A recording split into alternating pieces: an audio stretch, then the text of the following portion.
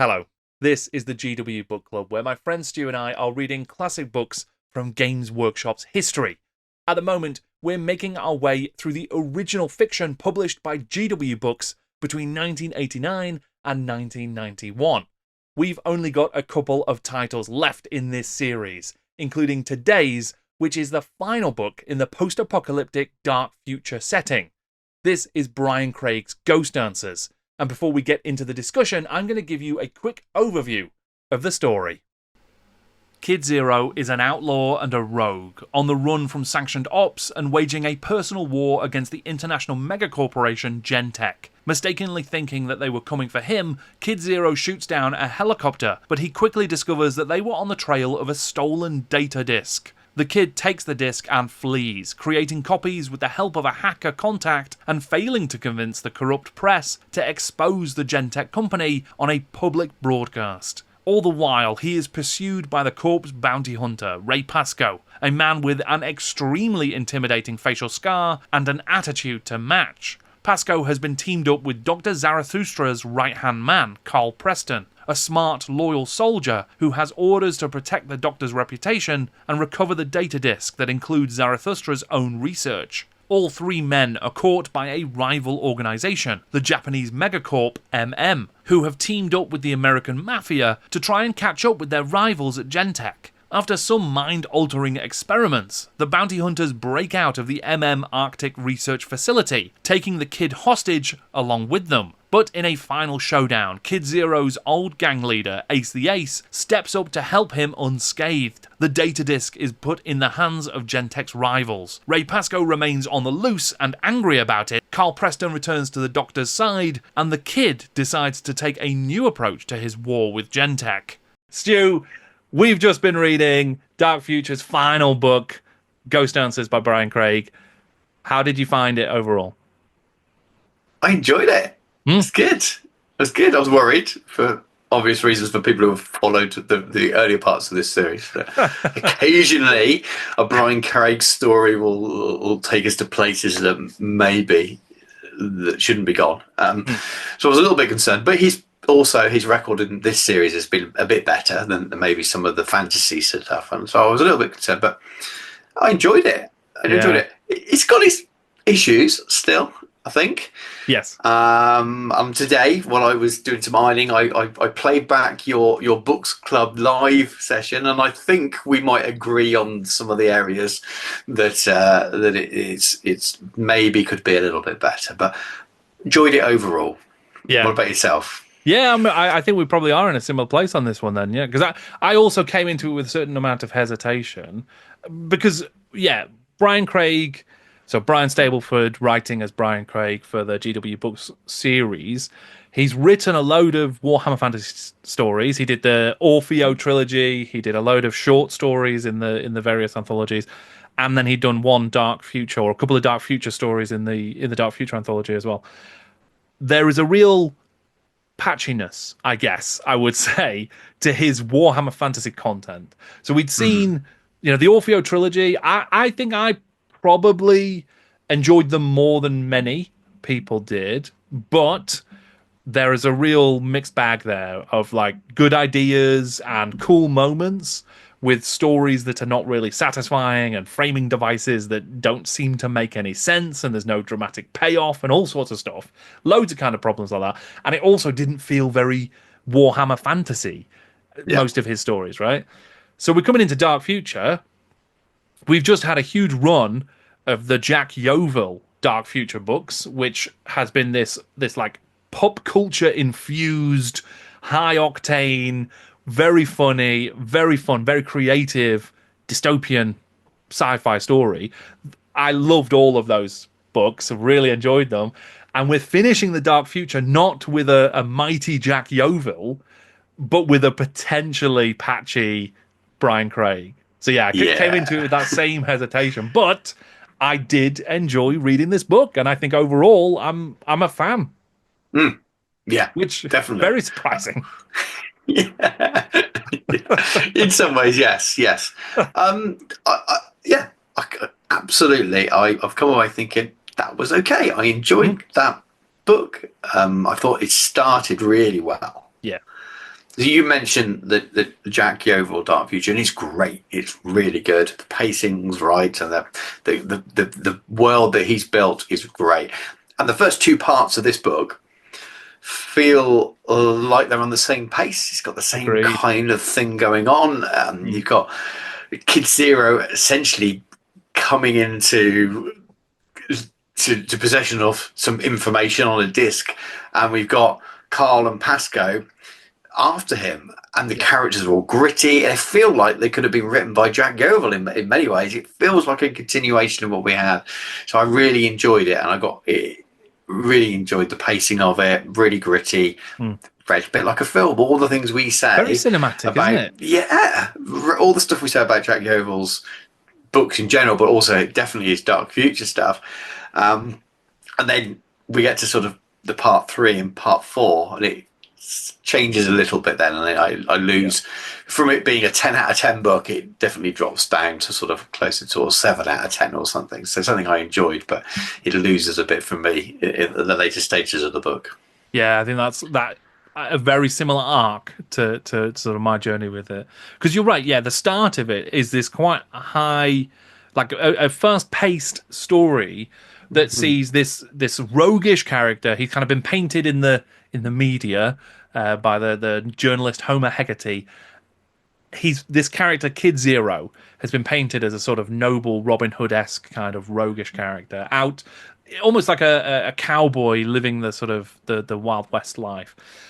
In reality, he kind of just wants to keep himself to himself, and he's got a bit of a vendetta against one of the mega corporations who killed his girlfriend through some bio experimentation and genetic manipulation. So he wants to bring down Gentech, but he's also just kind of laying low out in the Dust Bowl. He thinks he's being pursued by a helicopter, so he shoots it down.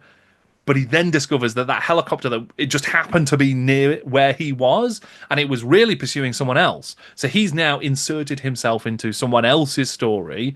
The person who it was pursuing also dies when the helicopter's taken out, and that person was actually what is left of the old secret services for the States, like CIA and the I think he was CIA, wasn't he, rather than the FBI? Yes. Yeah, I think so. Yeah, so and he was put a sleeper agent put into Gentech way back in President Charlton Heston's presidency. So he's been undercover for 20 odd years, and he's stolen some data that is super important. We don't know what it is, but now Kid Zero's got it.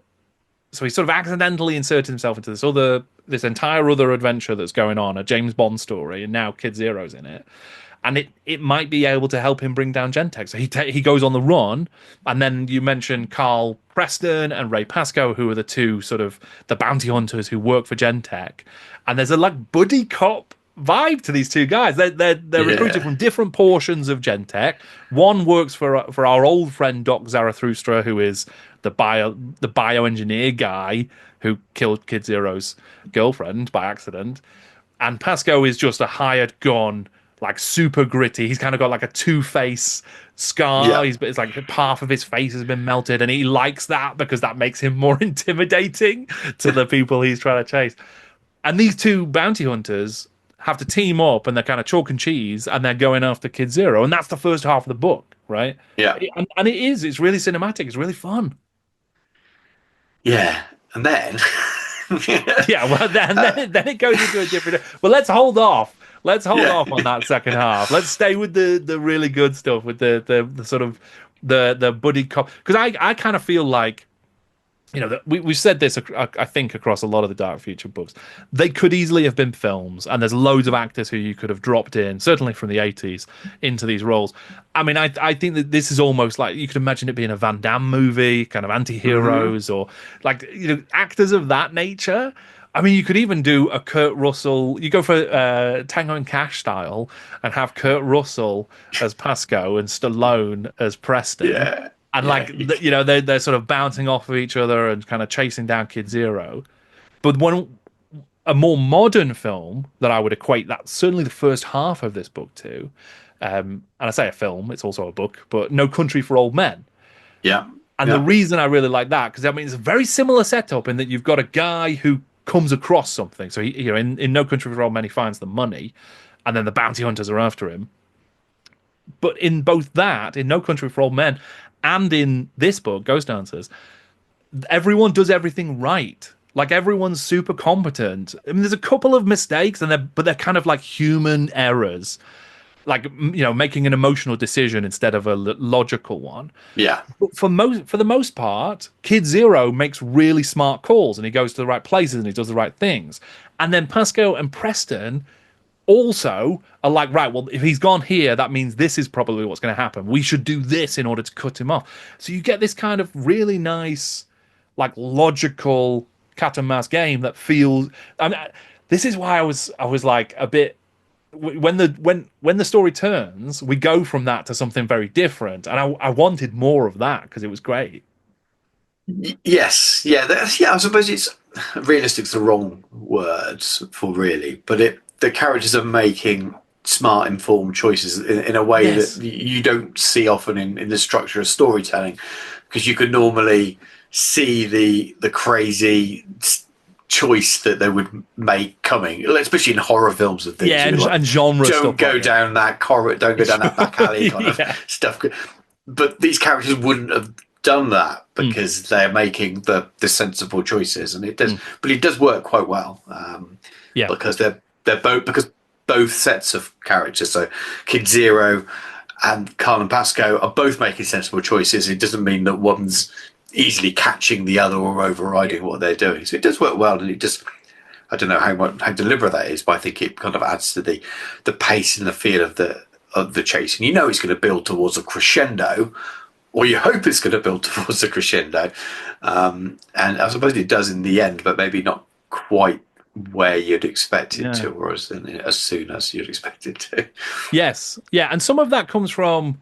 So I think there's actually some really good world building here. Some of the problems come from the world building as well, but one of the issues I think we've had with Brian Craig's writing for Games Workshop is that his world building often kind of seems parallel to the world he's supposed to be working in. So his version of Warhammer Fantasy, it just feels like it's slightly shifted off of it's not aligned to the real Warhammer Fantasy universe. The best writers, when they're working in those IPs, are able to make their version of the world mostly overlap, and very rarely is it a perfect overlap. I mean, even Jack Yeovil writing in the Warhammer Fantasy universe, there are things that don't really make any sense, but you want to make those allowances because you enjoy what he's doing. And I don't think oftentimes Craig got over that barrier. He made decisions that didn't really work, but you also didn't really want to forgive them because it wasn't quite good enough. Whereas here, his world building feels, like you said, very of the same sort of material as the Jack Yeovil stories. And we're getting some really interesting stuff that we haven't seen before. So we're getting more information on like other mega corporations. We've seen Gentech in the other stories. Now we're getting the sort of Japanese corp, MM. Yes. And getting to, find out a little bit more about a Gentech rival. And we're also getting like the underground and where a lot of the outlaws go and sort of the gangs that hang around out there. We get the mafia and that, what they're up to in this sort of modern era.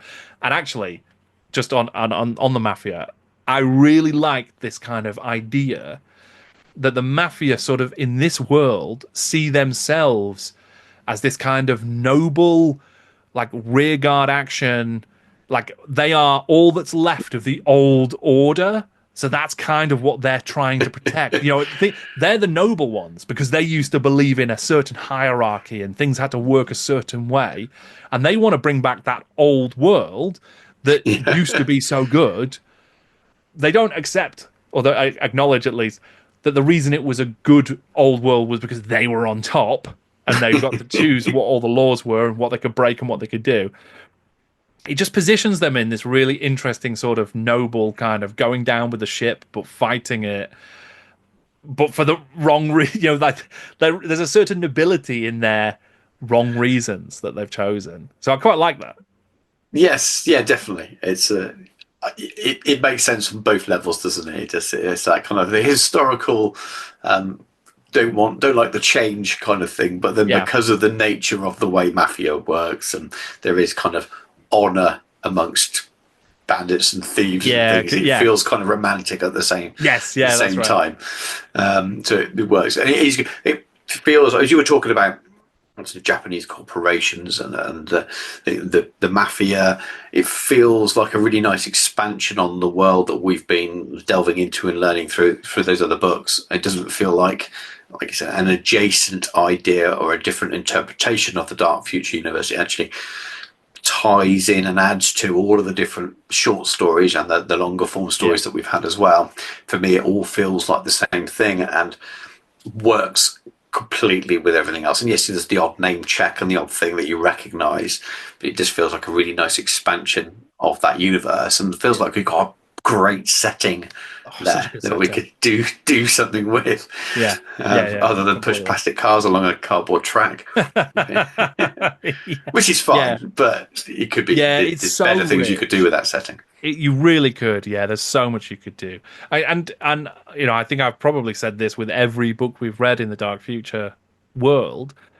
It just always flashes past my eyes as like an RPG book, and every time we're introduced to a new faction or we're introduced to a new character, it feels like, oh wow, there's a really cool NPC, or there's a really cool faction. I'd love to see that gang in a scenario, or that location, because of how different it is to this other location and this other one. And you know, I think I had these coming into Dark Future, having only experienced the game and sort of read that and read what was in White Dwarf, not really the fiction side of things, but like a bit of lore and background. But all of the game stuff is so focused on these are the gangs and how they battle with the sanctioned ops across these like abandoned highways in these dusty middle America. Yes, that's what so much of it's about. There is stuff about the corpse and all that sort of stuff, but it's way more Mad Max 2, basically. Yeah. But there's, as we've seen with all of these novels and all of the extra stuff, it's like, okay, yeah, that is happening, but also in New York, it's like Blade Runner or Judge Dredd and Mega City 1, and in Louisiana, it's all like Venice, and it's a flooded kind of city now, and this is what's happening in the swamps and at Cape Canaveral. So you're kind of getting all these other locations where there's all this different like flavor and mutants and like different like technologies and stuff happening. Yeah, as a world, it just feels so cool. It's so much fun. It would be like having the game Necromunda Ash Wastes and just Ash Wastes. And then through reading some novels around that, realizing that the whole 40k universe existed. And he's got that kind of scope, I think. It does. Yeah, it does. And I think that what we got to experience through this sort of cat and mouse chase, really interesting moments of like world building, of character. I do think we've seen Brian Craig characters who are pretty one-dimensional. Some of his protagonists have been rough. Yes. In not just one-dimensional and kind of rough, but also like the one dimension they have is like a terrible choice. So we had like a character in Plague Demon, which there are things I really liked in Plague Demon, but the only character trait that the main character has is where he likes to talk about how attractive or unattractive he thinks the female protagonist is. That is his defining characteristic in the whole story. Here we get like Ray Pascoe, who he is this big, hardened bounty hunter with the scars and all that sort of stuff, but we also know that he loves like what's essentially the futuristic version of horror movies. He does these VR booths, and he's almost addicted to them. And then he also likes to cover his own back. He likes to make sure that he's on record saying we should do this, that, and the other. But if the boss says do it a different way, then okay. And then you've got Carl Preston, who is he's kind of there as a sort of second in command. He's not as senior. He's just there for Dr. Zarathustra to have eyes on what happens. He's coming from a completely different place where he's trying to protect his boss, because that's what he's there to do, but he's also trying to protect his own career, and he isn't a bounty hunter in the same way as Preston, as Pascoe is. So there's kind of this interesting like relationship dynamic between these two guys who have got very different experiences and different ways of working, but they both know for now they need to work together. So you Yeah. get this kind of interesting stuff. And then Kid Zero himself, who I think early on I thought, well, I was a bit worried he was going to be a bit of an empty vessel. Yeah.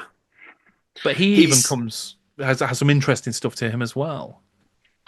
I think out of all the characters, actually, I think he's potentially the weakest, which is bizarre because Probably, yeah. he's such an important part of the story.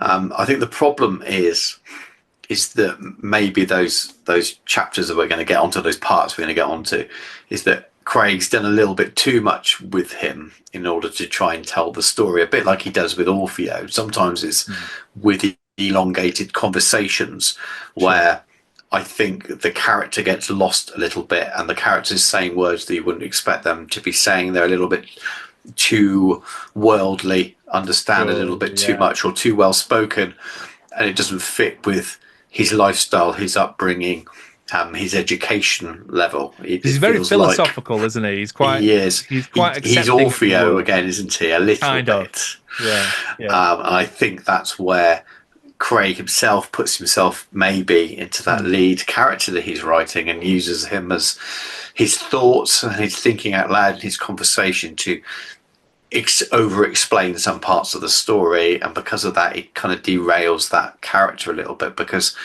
they become a little bit more neutral rather than the really strong characters that just exude the way they're described at the beginning, like Pasco and Carl. Those guys are just those guys.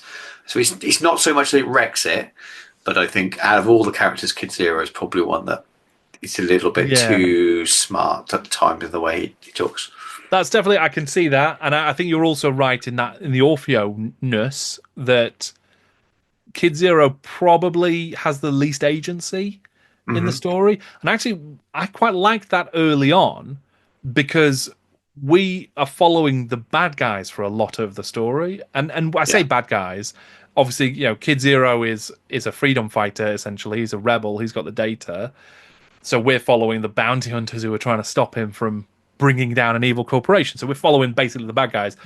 But they're also positioned very much as just like morally grey Han Solo types. You know, they've got a job to do and they're going to kind of do it. But what we see of Kid Zero is like Kid Zero has done so. He's gone somewhere. He's done something. He's spoken to someone, and we're following him. So we don't see a lot from his perspective until later on, I think. I mean, you do get like with the Mafia when he sort of talks to them, and they might take him in, but actually they're not interested in him at all. They just want the data. And then there's a really interesting, I thought, conversation with Homer Haggerty, the journalist. So Kid Zero goes to see him as well, and that's maybe one of the moments where he has a bit more agency. And it's quite an interesting moral kind of exploration of something there, I think, because this is a kind of it's a dark future, it's a dystopian world, and there is still news. There's still a journalist, and he goes out there. This Homer Haggerty guy, he basically reports on all of the gang wars, and he likes to lionize these gang members and tell these grand epic sort of, you know, myths and legends about them. It is quite on the nose that he's called Homer, because he's weaving these legends about these characters, and he paints a picture, and then obviously inevitably the gang members die and it becomes this tragic story. But it's all totally artificial, because he wants eyeballs on his news show, because his news show is actually entertainment. It's not news at all. There's a lot of like prescient sort of commentary, I think, about news and how it works. And so Kid Zero is one of his favorite characters, even though he's a real person. Homer's like reporting on him in this sort of Robin Hood way. So Kid Zero goes to him and gives him a copy of this data that he doesn't know what's on it. He just knows it might damage Gentech. And he says, "You're a journalist. You could maybe put this into the hands of whoever, and you could make people see it. And it's an important story. It's a big story." But Homer works for a channel that is owned by Gentech. And there's a really nice sort of acceptance. Kid Zero kind of knows this and is just like, do with it whatever you want to do with it. I'd love for you to like blow the whistle, but it's up to you. And then he just walks away and leaves Homer with it. And you get this moment where Homer's like, should I? This is a big, juicy news story. Or, like, is it not worth risking my life? Yes, yeah. I thought it was fine up to that point. I quite like that, and he knew that Homer liked to cover him on his channel, so he knew that he could get an audience with him. I think the character worked quite well at that point. Yeah. But I think that should have been its limit of his kind of worldliness. Sure, yeah. Because he obviously understood his place in the world, his place as an outlaw, and his notoriety. And that kind of gave the power to that conversation, didn't it? Sure. But yeah, I think it's later on that his character kind of oversteps that a little bit. Well, I mean, let's get into that then. So ultimately, Kid Zero gets captured, but also Pasco and Preston get captured, and all three of them end up in Antarctica, which was a surprise. It was a weird third part, I suppose. Yeah. There's a lot I liked in it, actually. Right. I don't have an issue with it as a structure in terms of that it happened. I quite like. It's a little bit confusing the way it happened to start with. Because have captured all three of them, haven't they? They have, yeah, and you don't really find out that bit by bit. So but that's deliberate. I get that. My issue with it is it was too long to do that because he's taken all the pace out of the story. So we talked about the first two parts have got a real good pace to it. That's fine as long as it's not too long, and then you quite quickly pick up the pace again. The issue I had was, it feels like you're reading a separate book again. Right. And when I broke down all the component parts of the story, I quite liked them all. But if you're going to have a section like that, you almost want it to be part of a 2-part series or a 3-part series where it's a bigger story overall. You spend a lot more time exploring the characters, and then that bit wouldn't seem as weird. But within the single story, that percentage of it being that slow kind of messes with the whole pace and balance of the tale, I think.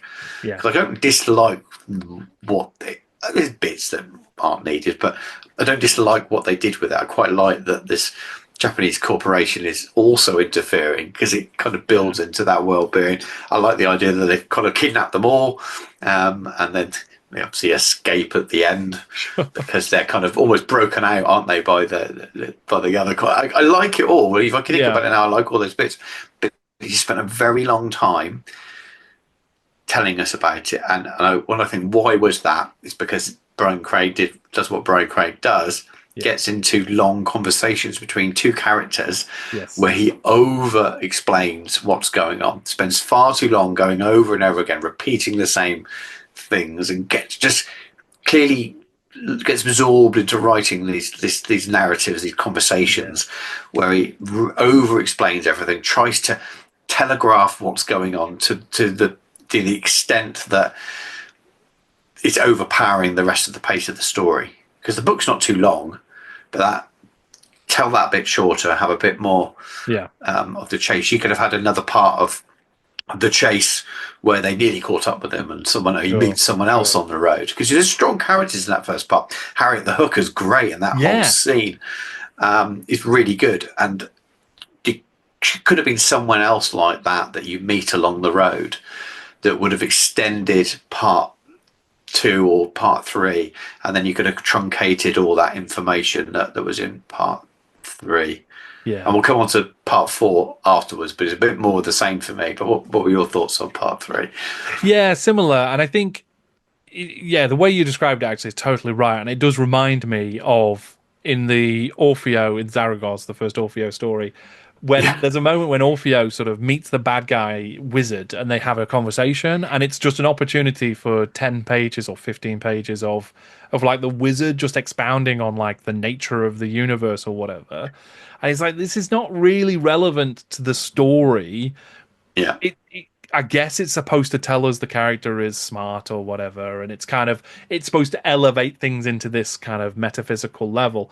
We get something of that nature here, where MM have captured Kid Zero one of the reasons they want him is because Kid Zero famously has like a best friend rattlesnake called Lady Venom.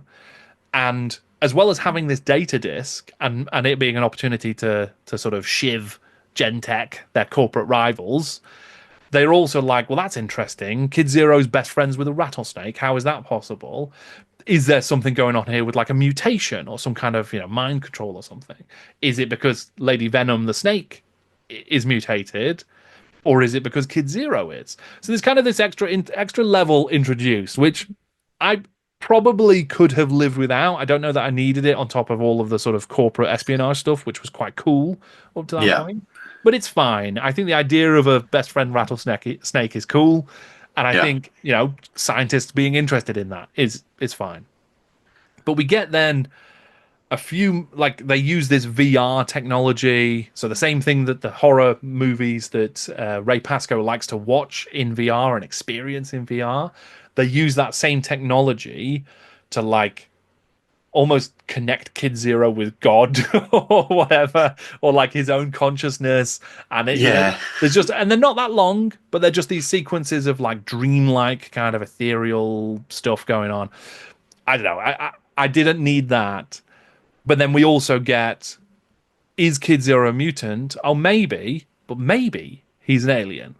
Yeah. And like the scientists are like, there's like this whole thing about maybe the whole planet Earth, all of the mutation that we're now seeing at the end of the world and the impending apocalypse. Is that because aliens have seeded the planet with like genetic like invaders so they can turn us into mutants? I know it's not a bad story, but it doesn't feel, that's the thing in this book that feels the least like relevance to Dark Future. And I don't know if this is just because I've been totally brainwashed by Games Workshop and Jack Yeovil, but like the grittiness of like chaotic mutations and these millenarian cults and whatever they are. I can't remember the right term. I don't think it's not millenarian, is it? There's that to do with hats. I think it is millenarian, isn't it? Millenarian cult, yeah. Yeah, I mean, so in any case, could be the cult of hats as well. Yeah, we've seen them in the other stories with the Josephites and these cults that won the end of the world at the turn of the millennium, and that is these scientists are kind of laughing at that and saying that's ridiculous. It can't be about elder gods and mutants and chaos. It must be about aliens. Yeah. Maybe there's an interesting kind of clash of like sci-fi story ideas there. It just didn't feel like it was necessary to me to introduce. And I know this is totally arbitrary because you could say, well, the elder gods, and Cthulhu style stuff, they're aliens as well. But they've got a different feel. They feel more Warhammer adjacent to me than like the term alien, which screams like X-Files and Greys and whatever else. Agreed. So I don't know. That felt a step too far. And like you say, there's also a lot of conversations between Kid Zero and the like. For some reason, the CEO of this mega corporation, is in Antarctica as well, and they're having like very frank conversations about like corporate warfare and the nature of things.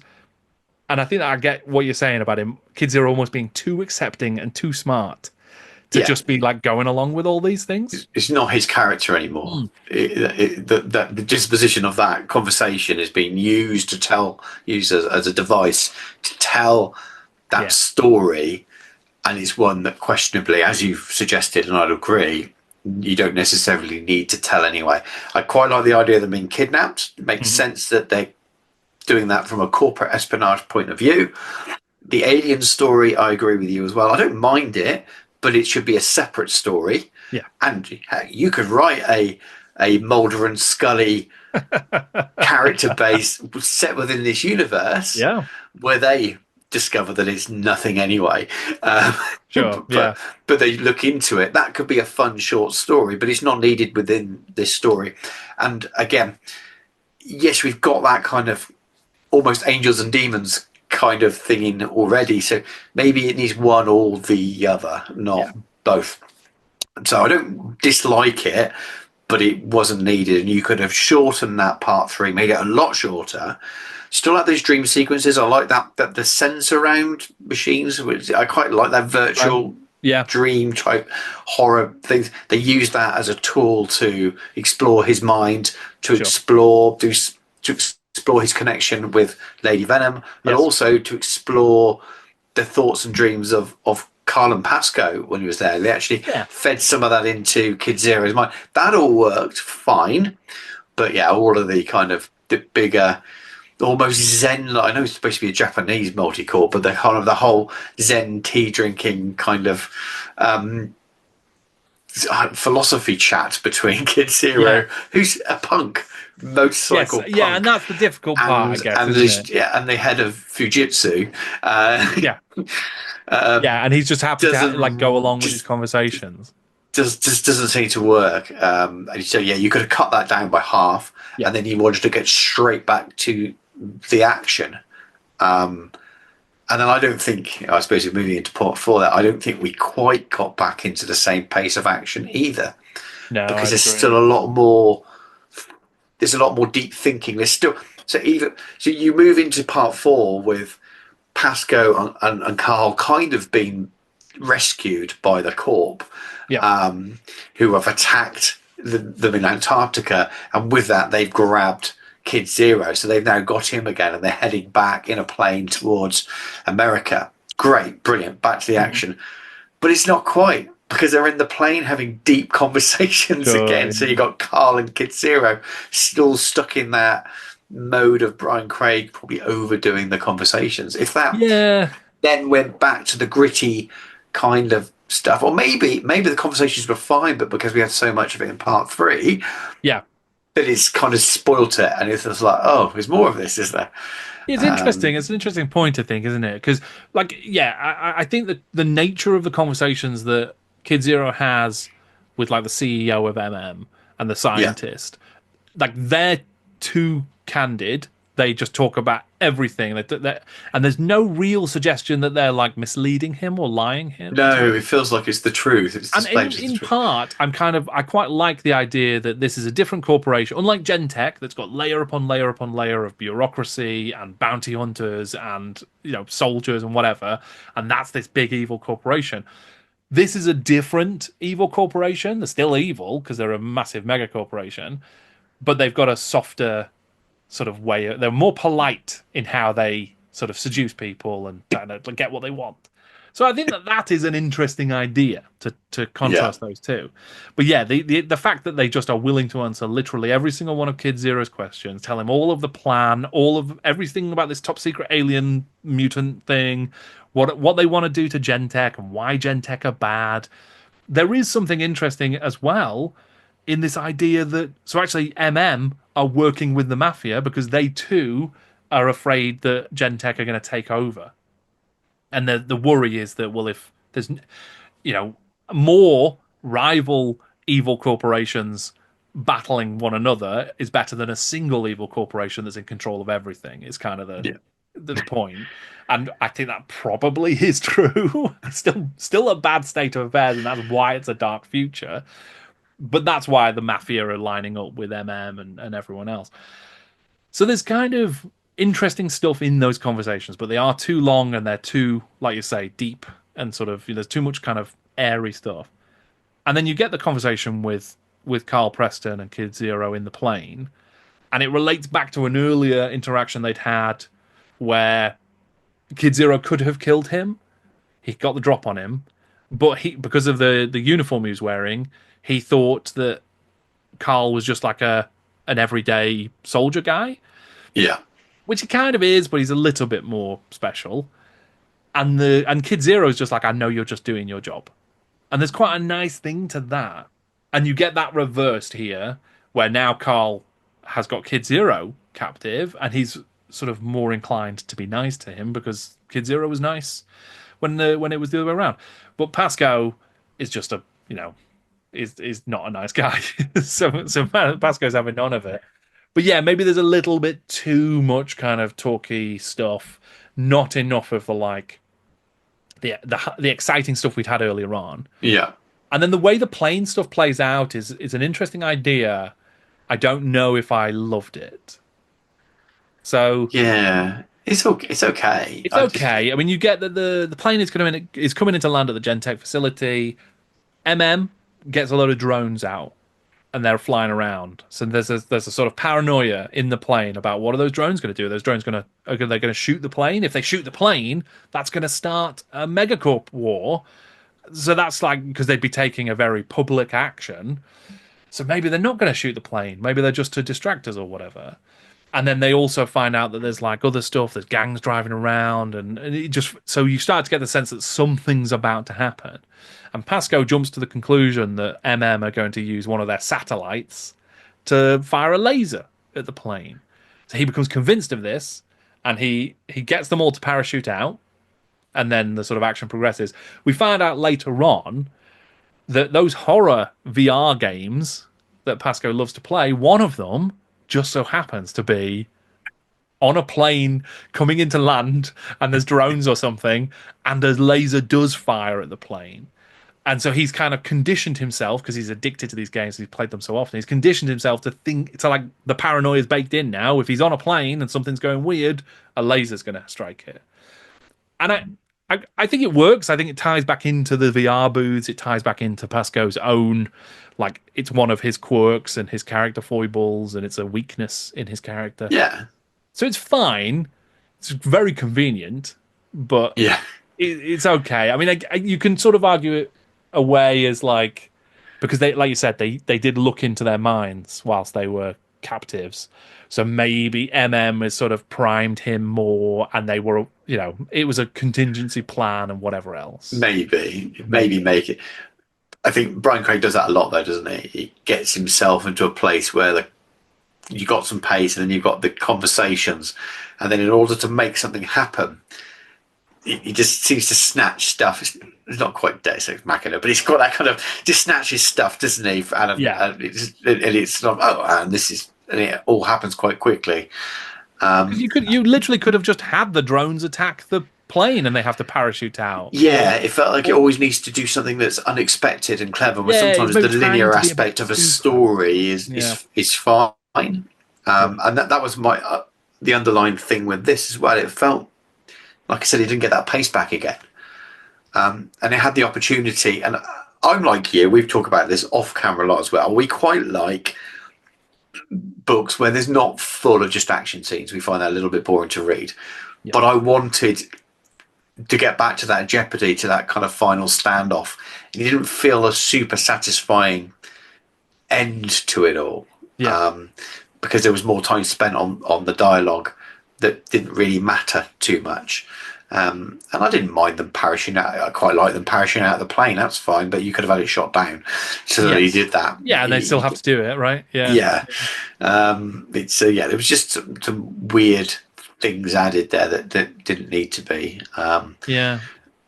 And would have made it more fun if that sort of final battle, if you could even call it that, had a little bit more jeopardy for all these moving parts that we're leading up to. So we know we've got the mafia. We know we've got Ace and the gang.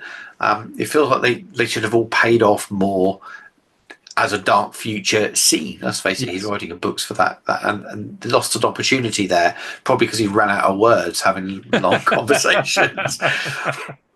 Yeah, it's I think there's a valid point there, because we've seen in this book that actually Brian Craig can write cool action. So you mentioned Harriet the Hooker earlier on. She's the hacker who we is very cyberpunk. She's got all these kind of different peripherals. Some of the guys on the Patreon chat were talking about how it's kind of got that William Gibson feel to it. It's one of the most cyberpunk elements of it, and I agree. And this hacker is who Kid Zero goes to early on in order to get the duplicates made of the data. And there's a really good sequence actually where Pasco and Preston are like looking at all the CCTV of all the different people who Kid Zero could have been there to see, and they see in her room, because they've got like spy cameras, that although there's trash and nonsense everywhere because she's completely locked in, she's just a hacker and spends all her time in this virtual world and stuff, so her surroundings are just a mess. except for one chair, which has been cleared. And it's been cleared, obviously, because that's where Kid Zero sat when he came round. And I actually really like it. You know, it's quite arbitrary, and it's maybe a bit Sherlock Holmes, like, oh, that's a perfect deduction. But it worked really well for me in the moment. I was like, yeah, that's great. Yeah. And they go there, and then they have an altercation with some of Harriet's friends, the Atlas boys, who are like big, roided out, mega, huge guys. And Pasco's got no time for it, and he just kills one. And they run off because they're, you know, sort of frightened off. But they then come back to try and kill Pasco and Preston later on with this other gang, Kid Zero's old gang, the Low Numbers. And there's a really good action scene in the first half of the book where Pasco and Preston are like on top of an abandoned gas station, and it's like the barricades, and they're manning the walls, and it's night is falling. There's all these gang members coming, and there's just like a really cool action scene where they fight them off, and then Carl has to run, and then, you know, it just like the way it all plays out. It's really clear. It's really interesting. It's tense. It's a good sequence. We get to the back half of the book, and there is nothing like that. There is no. The final action scene. So the leader of the Low Numbers, who are basically wiped out now, this whole gang, Kid Zero's old gang, Ace the Ace, who leads that gang, he's drafted in for one last mission by the Mafia, of all people, because they feel like they owe Kid Zero a favor. So they send Ace the Ace over. Once the guys parachute down, Kid Zero's landed somewhere else. Ace the Ace, I mean, it's a bit lucky, a bit convenient. He works out where they are and goes to where they are. And he then has an action scene where he sort of bikes around and takes out Pasco in a sort of final action scene. And it's a bit confusing, like, you know, where people are and how things are moving. And it feels very condensed, and it didn't feel that satisfying to me. Yeah, I agree. It's like, oh, that's it. Yeah. And then we're going to have quite a long epilogue as well. As far as epilogues go. Yeah. It's just the big chase. We've got like Pasco and Preston are sort of buddy cop bad guys who we spend the first half of the novel with, for the most part. It's just kind of a whimper. They're just kind of dealt with, and that's it. Yeah, completely. And what was a nice, it feels like a bad end, really, because we both enjoyed this book, but what felt like a good paced road movie with a bit of jeopardy built in many ways. More than half of the book is actually not in that pace. It's actually and I think like I said before, I think the part 3 would have been good if it was a little bit shorter. And you extend the action scene in part 4, and I think it could have been a really good sort of 8 or 9 out of 10 book. It was very close to being right up there, but because of that, it just felt like there was bits missing. I'd agree. And it's a weird one because it's not, like you said before, like every part of it's fine. Like I don't dislike any of the stuff in the Antarctic base. A lot of the ideas about the Corp War and how MM are working and why they want Kid Zero and why they're working with the Mafia and why the Mafia don't just kill everyone and stuff like that. All of that works really well in this world and, you know, in this story even. But it just lacks the pace and it lacks the compelling kind of narrative that we'd had earlier on. There's also just a very late, it felt to me, introduction of a secret cabal at the heart of Gentech called the Temple. And again, it's fine, but much like the Alien thing, it's just kind of put out there by the MM CEO. So Tanagawa just basically is like, oh yeah, by the way, I think there's a top secret cabal of like people pulling the strings. And he just sort of volunteers this out of nowhere, and there's like nothing to be done with it. There's nothing else happens in this book with them at all. Maybe there's a future story that examines the Temple and Gentech and how they work. Maybe that's part of what would have been the finale for Jack Yeoville's series that never got published. But as it is, it's just this kind of extra thing that is unnecessary. It's an extra Christmas bauble on the tree that topples the whole thing because it's just too much weight. Definitely feels like something's been set up for later on. And going back to what you were saying about each individual component of the book still being good. Yeah, there's nothing boring about any of those sort of longer conversational parts. It wasn't like, but it was just such a different Yes. story within the context of what you started with. Yeah. But yeah, I wouldn't have the temple. I've forgotten about it because it is completely Because it is so inconsequential. forgettable. Yeah. Yeah. It has no bearing on this book If whatsoever. this was book one of a trilogy, then Sure. and at the end, Pasco, maybe there wasn't a resolution. So Pasco and Carl were still there, and they were still after Kid Zero. That hasn't been resolved. Yeah. Then actually, that takes away the problems with the pacing Mm. because you're building into a bigger story and you're on tenterhooks on maybe that. But because it's not book one of a trilogy about the kind of develops into the corporation wars and all those Yeah. things, that is where it becomes a problem because you want the book that you started with. But yeah, if it was part three of a trilogy and all of these things are going to come into it, no problem at all. So I liked all those components, but it definitely was a strange second half to the book without there being more to come. Yes, I agree. I think the one thing I did like about the end of the book is that everyone's still on the table. All the pieces are still in play. And again, if you're setting up for sequels, then that's Yeah. great. But like Pasco is still out there. He's now been disgraced. He's failed, but he's on the run, and he presumably still after Kid Zero or has a bit of Yeah. a vendetta. Carl goes back to Doc Zarathustra and it basically like he's forgiven because it was an impossible task he was given in the first place. We get Kid Zero now fully embracing his alienoid heritage and deciding to recruit an army of rattlesnakes.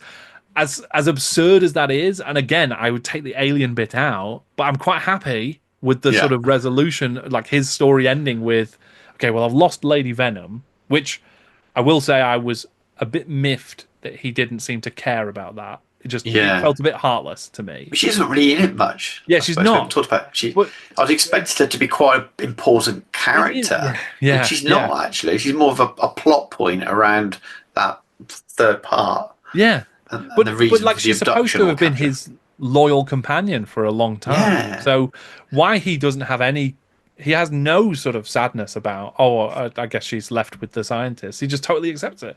But anyway, he's recruiting new. He wants an army of snakes now, which I think that's fun. I'm happy to go with that. And then yeah, Gentech are still there. MM are still there. They've avoided an all-out corp war because they didn't take like major action publicly, and the mafia are doing stuff as well. So I like all of those pieces sort of being out in the world. It's essentially one of those interesting stories where the data was the MacGuffin. This whatever it was that was on the disc. You do find out, but it's irrelevant really. yeah, Like that incited all of the action and brought all of the characters together. We have a fun time with the characters, and then at the end of the story, the MacGuffin dissolves, and things are basically in the status quo, but maybe the characters are ready for something else. So yeah, overall, it works as like the arcs for all of those characters, and it does build the world in an interesting way. I think that's maybe why I enjoyed the book a bit more mm, than the back half would have me expect, is because it feels like it's dark future, and yeah, it feels like, yeah, you know what, this is adding more value to the dark future world. yeah. I agree. I agree. Definitely expanded that the universe we're in, where the other books have as well. We got the idea of the religion sector. We know a bit about Europe and Italy primarily from some of the other books, and this just adds even more to that as well. And you start to build this picture of the dark future universe, so to speak, which is great, really good, and that's the best thing it does probably. Yeah, yeah, I think so. And there's yeah, it was a fun read overall. The Ghost Dancers thing. So this is kind of introduced by Homer Hegarty. He tells Kid Zero about it, and it's this idea that the sort of when settlers were taking over America and the old basically settling America and stealing land from the people who were there originally. The ghost dancers were kind of the warriors who went out. They donned what they thought was sort of invincible armor and was blessed by the gods, and they thought it would be invulnerable to bullets.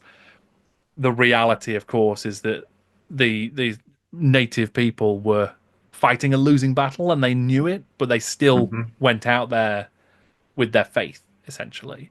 And there's this idea that Kid Zero takes on, that he is a ghost dancer, and the battle is already lost. Gentech have already won, but he's still going to go out there and fight. He's going to don his invincible armor and give it a go, because what else is there? And I think that works. It's kind of delivered in like one block by Homer Hegarty, and then Kid Zero delivers it again to Carl later on.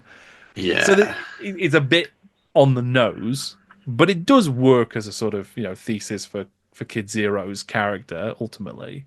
Yeah, I guess so. Again, if you remove that and gave the book a different title, it wouldn't really change the overall feel of the story. Sure, yeah. I feel like at some point it may have even, I don't know if I've imagined this or it was a summary or whatever, but it was like Kid Zero and Lady Venom was like the name of the story. The Homer Hegarty piece, there's a resolution to that as well, or a bookend, where Kid Zero goes back to see him again. And I quite like... I like the fact. So now Homer Hegarty's betrayed him. So actually, he didn't publish any of this data. He just called up Gentech and said, "Oh, Kid Zero's around." So Kid Zero goes back, and Homer's like, "Oh, is he going to kill me?" And he offers him a beer and tries to sort of, just be civil. And they are civil, and I really like that. It's because Kid Zero he understands. He knows what the score is. That is the kind of smarts and acceptance that does work, I think. Yeah. Kid Zero he lives in this, essentially, this is a morally bankrupt universe where everybody is totally, morally deficient. So Homer Hegarty betraying him and not risking his own life is to be expected. So Kid Zero expects it and accepts it. And I quite like that. Yeah, it worked absolutely fine. And that should have been the epilogue. Yes, probably, actually. Yeah, you could that scene. Yeah, just you leave it on. Takes it back to its kind of dark future-y roots as well, rather than posing more questions than you need for a single book. I don't think there was further plans, was it, to expand upon? Not that we know of, but like you say, and there were a lot of things that were in motion when GW Books was kind of wound down, and it was wound down long before the final book was published. So it's entirely possible. This is book 16 of 17. So this would have been, presumably, one of the final books that was signed off. So there could have been original plans of why don't you set things up, much like you did with Orfeo, set it up for a trilogy, and assuming we're still going to be publishing Dark Future books for the next 10 years. Yeah, you can carry on. Yeah, fair enough. Yeah. But it would have been a good epilogue, especially as he asked Hegarty to kind of report that he'd been killed. So he wanted kind of almost ride off into the sunset. Death. And that would have been a nice way of that's true. ending it. I don't think we needed the more chatter around the Japanese corporation and stuff at the end. Even that could have been a nice epilogue. Is literally Homer Hegarty's report about the death of. Even better. I like it. Yeah, you could have done that. But yes, you do. You get a little bit more with and with Tanagawa, the CEO, and Dr. Yokoi, the scientist. And I feel like this was edging towards I feel like the intention may have been to suggest that they are as nefarious as Gentech, and then to cast everything they've said so far into doubt. I just don't think it was quite effective enough at that. Because I think we already knew that they were nefarious. They're a mega corporation. They are innately evil because of that very fact. They're building a secret base in Antarctica in case the world ends, so that all of the CEOs' mates can live on after the apocalypse. They are inherently evil already. So having a scene at the end of a bit of mustache twirling, sort of now we've stopped Gentech this time. It doesn't add any additional information.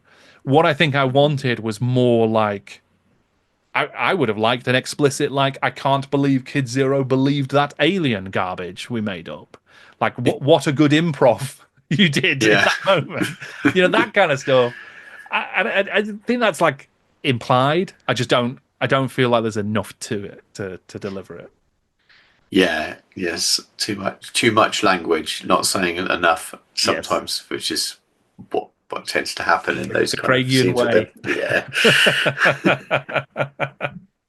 So yeah, I mean, would you? I mean, is there any other thoughts you've got about the whole thing, Stu? About this is No, not without repeating myself. I think yeah, it's a good story. It sounded like the only thing I'll add is just to reiterate, it is a good story that I enjoyed. And I think we both enjoyed it, and it does feel like because the second half of the book probably wasn't the stronger part. It feels like we're being negative towards the overall story, true. which I don't mind doing with Brian Cage stories when they deserve it. But this isn't a bad story at all, and the front half of it makes it a good story because it's very, very good. The front half.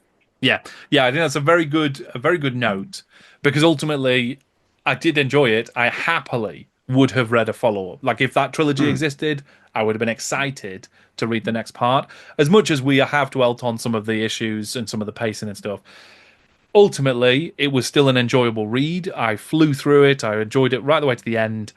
As much as I've got reservations about choices and sort of some of the stuff, I think I agree. The first half had so much good stuff and so much good Dark Future stuff that like it adds to the canon and it is worth reading for that. If you want the full Dark Future experience, this adds to it.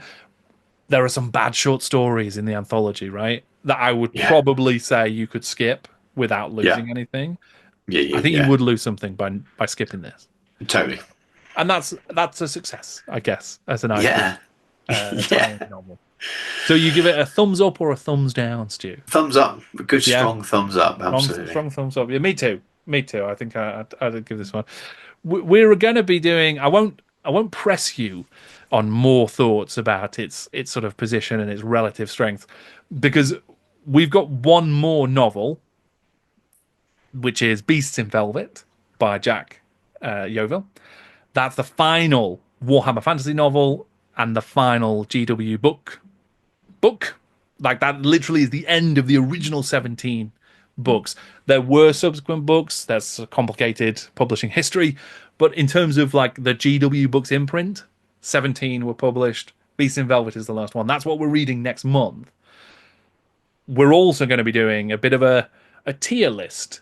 So we're going to take a look at everything we've read, all 17 books, once we've been through them, and we're going to then sort of compare their relative merits, what we liked, what we didn't like. We're going to reflect on it all. So there's going to be 2 episodes of the book club coming up that we're going to explore some of that stuff. I'm very much looking forward to Beast in Velvet, but I'm looking forward to reflecting on all 17.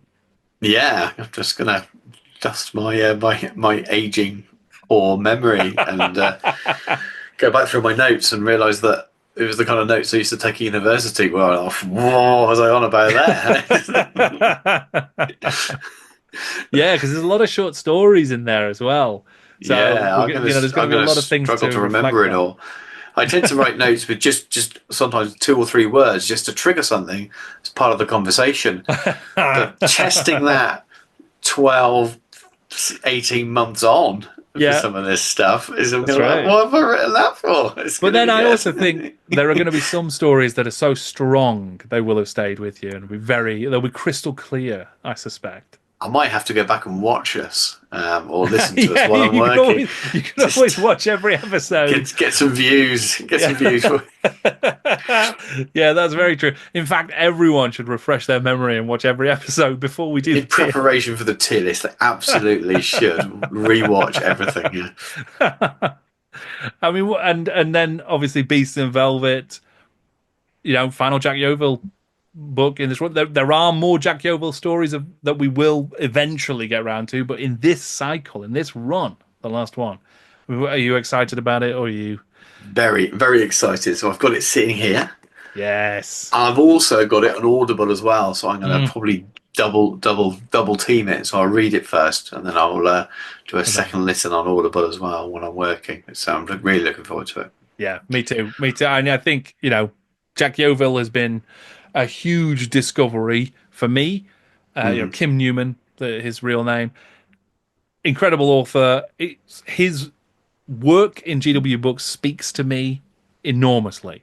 like just his style, his pop culture references. He somehow manages to walk that fine line between it being absurd with pop culture, and inspiration from movies and stuff like that, but also make it fit into Warhammer Fantasy or this dark future world. So I also super excited about it. The other thing I guess I should just add, this is the last Dark Future book. Dark Future has been a big discovery as well. Like I've always had a soft spot for it back from owning old White Dwarves that had stuff in there that were just like, that's cool, it looks great. Reading the fiction though has given me a huge new appreciation for a world that barely existed. It's kind of fascinating. Yes, absolutely. Yeah, I read the one novel before we did this for Dark Future, and other than the rule book and the expansions, it existed in a place where I thought it was, which was the rule book, that one novel, and then every film or franchise of a similar ilk that gets blended into this kind of thing. And that kind of works because it is such a blend, isn't it, of every cyberpunk post-apocalyptic thing you can imagine can all fit in. Yeah, that's the biggest thing you learn, isn't it? Is that it all works. Yeah, it does, and it works very well, I think.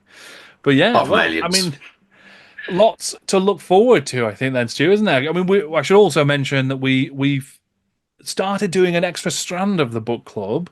So GW Book Club non-fiction edition, where not quite non-fiction, but essentially less a sort of traditional narrative, less a fiction book, less fiction. Yeah, that's right. Because we're looking at armies books and codex books and maybe some rule books as well. So we've already done Warhammer Armies: The Empire. We're going to be doing Codex Eldar from the second edition of 40k. We're going to be looking at the High Elves when they're coming out for the Old World. So we're going to be looking at the original 4th edition Armies book. There's lots more fun stuff like that we're going to start exploring as well. So lots of cool stuff, I think, on the horizon for the book club. And I will add, just as a little plug for my patrons, there's going to be some new written posts as well, some new book club based posting going on Patreon that will help bring stuff together and explore books from these series in different ways as well. So yeah, lots of fun stuff for the GW Book Club going forward, I think. Absolutely, looking forward to it. Until then, Stu, where can people find you on the internet? Miniature Realms. Check me out, Miniature Realms on YouTube. That's the best place. Fantastic, yeah. And I will put all of your links down in the description below. My links are down in the description below as well. Jordan Sorcery on pretty much every platform. But until then, thank you so much for joining us. I'm Jordan, and this is Jordan Sorcery.